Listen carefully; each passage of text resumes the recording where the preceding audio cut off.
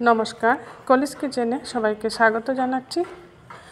আজ পেঁপে দিয়ে মাছের মাথার ঘন্ট বানাচ্ছি।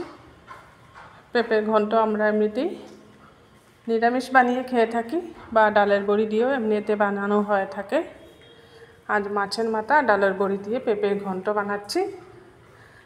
এর জন্য এখানে মাছের মাথা নিয়েছি, ধুয়ে পরিষ্কার করে, আর একটা পেঁপে নিয়েছি, আর মাঝারি সাইজের একটা আলু ছিলকা ছাড়িয়ে চিকন চিকন করে কেটে নিয়েছি, 4-5টা কাঁচা লঙ্কা আর সামান্য কিছু বড়ি নিয়েছি।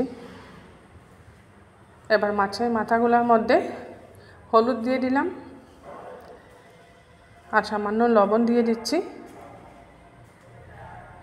এদিকে গ্যাস জ্বালিয়ে একটা কড়াই বসিয়ে দিয়েছি, এর মধ্যে দিয়ে দিলাম সরষের তেল। এই পেঁপের ঘন্টটা আমি সরষের তেল দিয়ে বানাবো।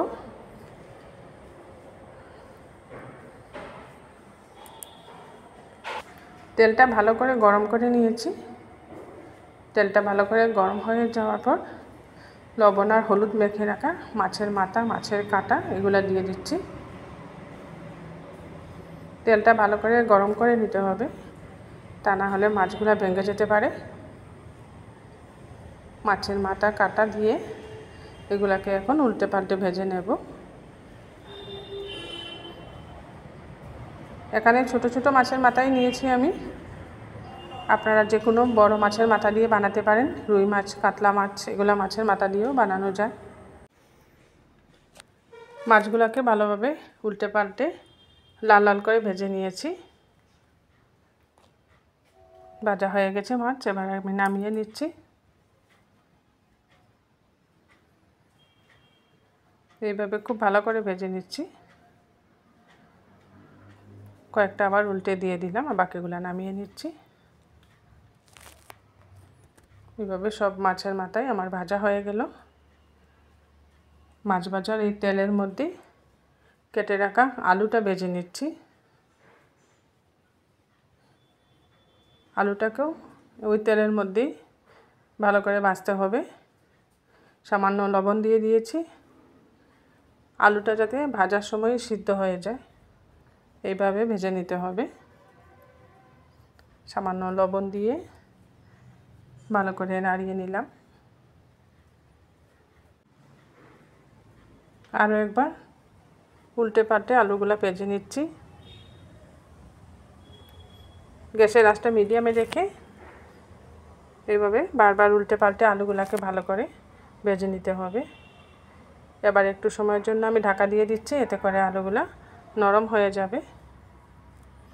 আর এদিকে পেঁপেটার ছিলকা ছাড়িয়ে নিচ্ছি। আমি একটা পিলারের সাহায্যে পেঁপের ছিলকাটা ছাড়িয়ে নিচ্ছি। একদম তাজা পেঁপে, দেখুন কিভাবে কষ বেরিয়ে আসছে, তাই কাটতেও একটু অসুবিধা হচ্ছে। পিচ্ছিল হয়ে যাচ্ছে কষ বেরোনোর দরুন। দেখুন একদম তাজা পেঁপেটা।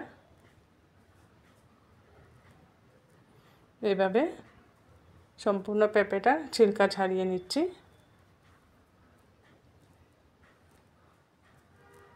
এবার ঢাকাটা উঠিয়ে দেখে নিচ্ছি আলুটা সিদ্ধ হয়ে গেছে কিনা। আলুটা সিদ্ধ হয়ে গেছে, একদম লাল লাল মুচমুচে করে ভেজে নিয়েছি আলুটাকে। এইভাবে ভাজতে হবে।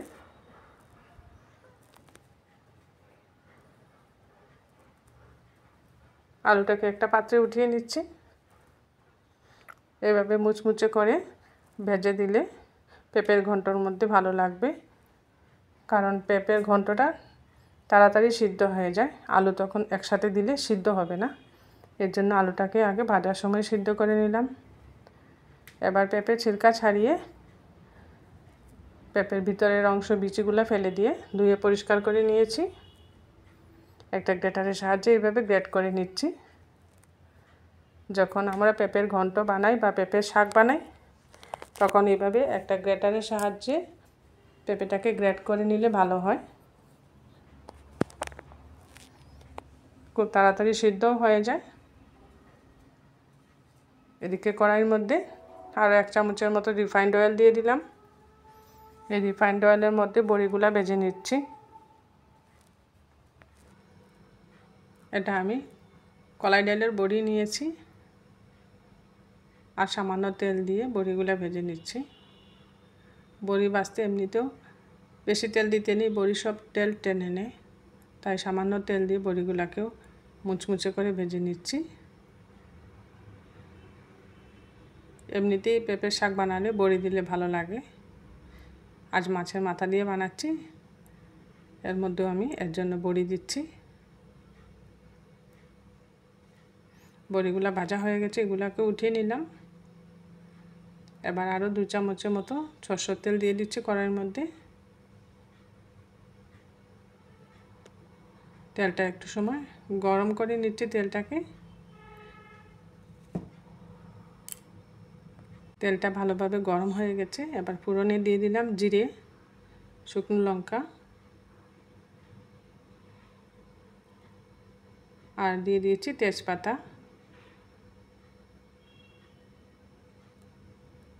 জিরে, শুকনো লঙ্কা আর তেজপাতা ফোড়নটা দিয়ে ফোড়নটাকেও একটু সময় ভালো করে ভেজে নিচ্ছি।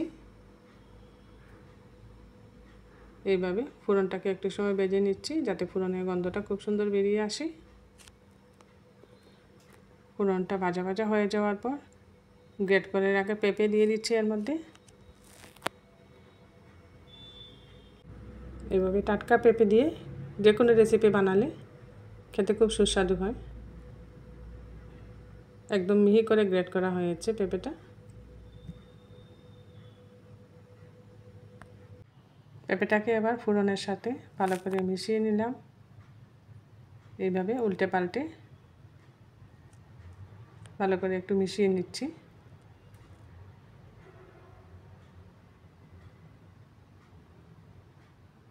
এই পেঁপের ঘন্ট বানাতে বেশি মশলার প্রয়োজন হয় না, কম মশলা দিয়ে হয়ে যায় পেঁপের ঘন্টটা।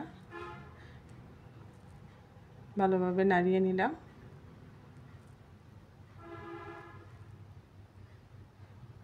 পেঁপে যেহেতু খাওয়া খুবই ভালো, স্বাস্থ্যের পক্ষেও ভালো পেঁপে, আর একটা খুব সহজপাচ্য সবজি এটা। এবার মশলাগুলো দিয়ে দিচ্ছি। প্রথমে দিচ্ছি হলুদের গুঁড়া, জিরে গুঁড়া আর ধনে গুঁড়া দেবো না এটার মধ্যে। পরিমাণ মতো লবণ দিয়ে দিচ্ছি।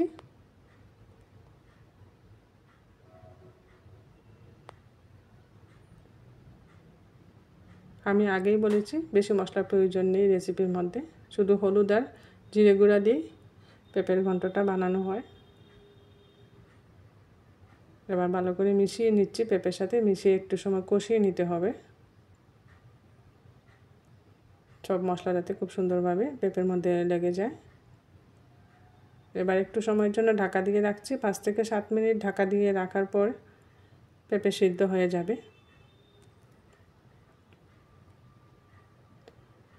দেখুন 5 থেকে 7 মিনিট আমি ঢাকা দিয়ে রেখেছি।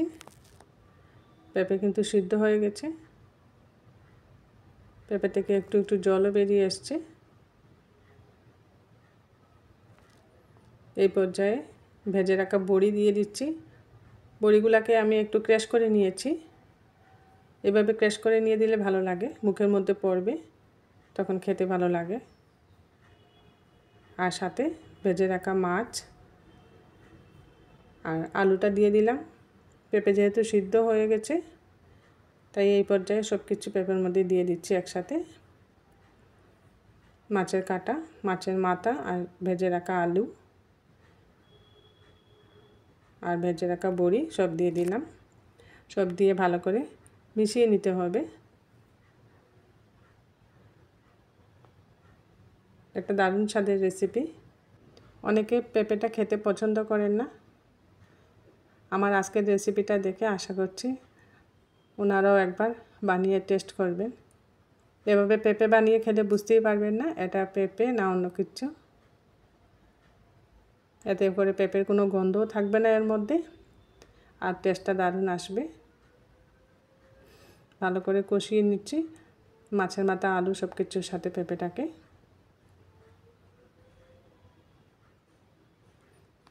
আমার এই রেসিপিটা ভালো লাগলে আপনারা বানিয়ে খাবেন। কমেন্টে অবশ্যই জানাবেন কীরকম লাগলো এর টেস্টটা। এবার একটু সময়ের জন্য ঢাকা দিয়ে দিচ্ছি। এতে করে মাছ, আলু, পেঁপে মজবে খুব সুন্দর করে। নামানোর আগে উপর থেকে গরম মশলা দিয়ে দিলাম। আর আমার রেসিপিটা ভালো লাগলে লাইক, শেয়ার, সাবস্ক্রাইব করতে ভুলবেন না আমার চ্যানেলটা, আর বেল আইকনটা টিপবেন। এতে করে যখন এরকম নতুন নতুন রেসিপি আপলোড করি সাথে সাথে নোটিফিকেশনটা পেয়ে যাবেন। তৈরি হয়ে গেছে মাছের মাথা দিয়ে পেঁপের ঘন্ট।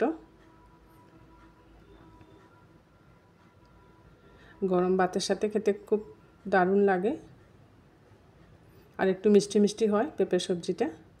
বাচ্চারাও খেতে খুব ভালোবাসবে, তবে কাটার জন্য একটু অসুবিধে হবে বাচ্চাদের।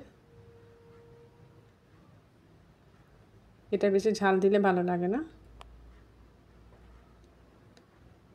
উপর থেকে 2টা কাঁচা লঙ্কা আর সামান্য বাদাম ভাজি দিয়ে সাজিয়ে নিলাম মাছের মাথা দিয়ে পেঁপের ঘন্ট।